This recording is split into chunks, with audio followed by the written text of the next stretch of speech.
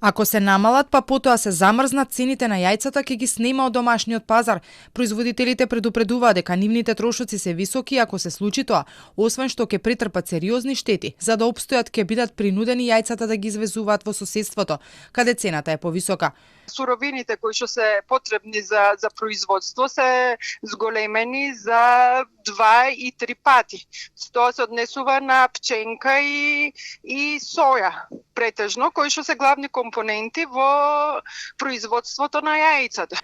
Нивниот предлог е веќе ако мора да се прави корекција кај оваа цена, замрзнувањето да биде на моменталната сума по која тие се продаваат во маркетите.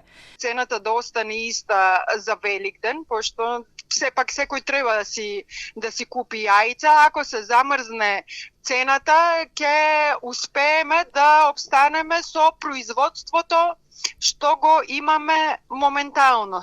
Според информациите, од утре се планира и замрзнување на цената на овој производ. Најверојатно замрзнувањето ќе биде по предлогот на производителите, на моменталната цена, без претходно да има поевтинување како што тоа се направи со млечните производи и тестенините. Паралелно се разгледуваат и анализите дали може да се замрзнат и цените на шеќерот и оризот. Предходно и оризопроизводителите реагираа, предупредија ако се случи тоа, оваа пролет нема да бидат посејани по големи површини, бидејќи нема да им се исплати. Тестенините веќе поевтинија за 15%, а млекото и млечните производи за 10%. Цената на белиот и полубелиот леп пак се замрзнаа на 33 денари. Владата се одлучи на ваков чекор поради тоа што фирмите кои добиваа субвенционирана струја не ги намалија цените.